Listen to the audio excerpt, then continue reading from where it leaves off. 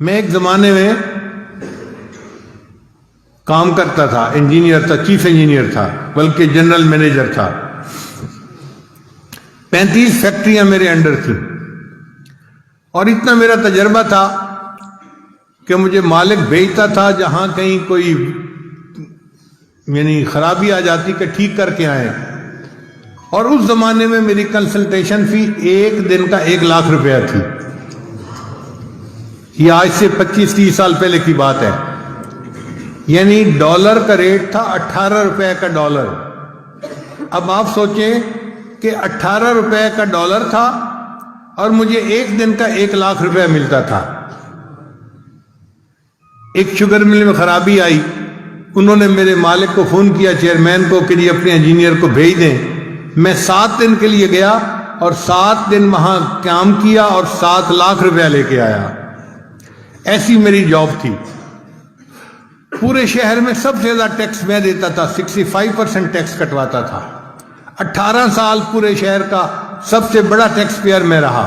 اتنی اعلیٰ نوکری تھی، لیکن میں نے نیت کی ہوئی تھی کہ جب میری عمر 40 سال ہو جائے گی تو میں دنیا کی نوکری چھوڑ دوں گا اور میں پھر اپنا پورا زندگی کا وقت دین کے لیے گزاروں گا۔ تو الحمدللہ میں نے پھر دین کے لیے وقت دینا شروع کر دیا۔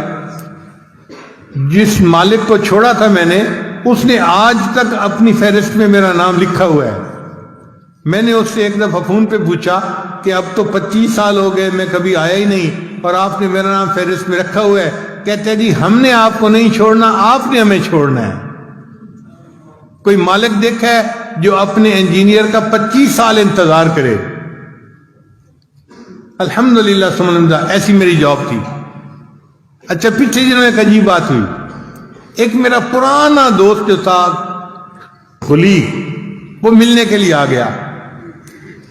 اب اس کی بیوی میری بیوی کو ملی تو اس نے ان کو واقعات سنائے کہ آپ کے ہسبینڈ تو اتنے بڑے انجینئر تھے اور میرے خاوند کلاس فیلو بھی تھے اور ان کے شاگرد بھی تھے۔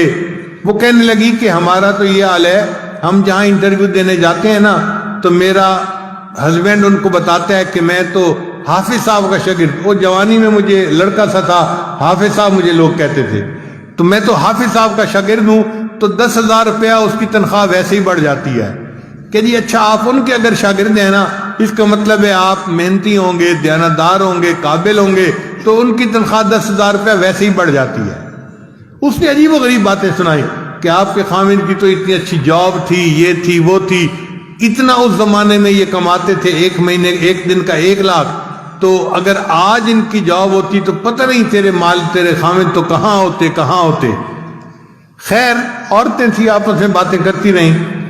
جب مہمان چلے گئے تو بیوی سے میری ملاقات ہوئی، تو بیویاں بیوی ہوتی ہیں، مجھ سے پوچھنے لگی کہ مجھے آج ڈیٹیل کا پتہ چلا، آپ نے مجھے کبھی بتائی نہیں کہ آپ کی اتنی اچھی جاب تھی اور آپ کو اتنا 1 مہینے کی تنخواہ ملتی تھی۔ تو میں نے کہا کہ کیا اللہ نے اب مجھے کاریں بہاریں نہیں دی ہوئی؟ کہنے لگی ہاں دیا ہوا تو اللہ نے سب کچھ ہے۔ میں نے کہا پھر پریشانی کس بات کی؟ کہنے لگا بس میں یہ سوچ رہی ہوں کہ آپ کی جاب اگر اتنی اچھی تھی تو آپ کے دل میں کبھی نہیں آیا کہ میں جاب کر لیتا؟ میں نے کہا کہ 30 سال کے عرصے میں 1 سیکنڈ کے لیے بھی میرے دل میں کبھی یہ تمنا نہیں آئی کہ کاش میری جاب ہوتی۔ تو پھر وہ ذرا میرے اور قریب ہو گئی اور میرا ہاتھ پکڑ کے کہنے لگی آپ مجھے سچ سچ بتائیں نا، کبھی خیال ہی نہیں آیا؟ میں نے کہا واقعی میرے ذہن میں کبھی خیال نہیں آیا۔ کہنے لگی کیوں خیال نہیں آیا؟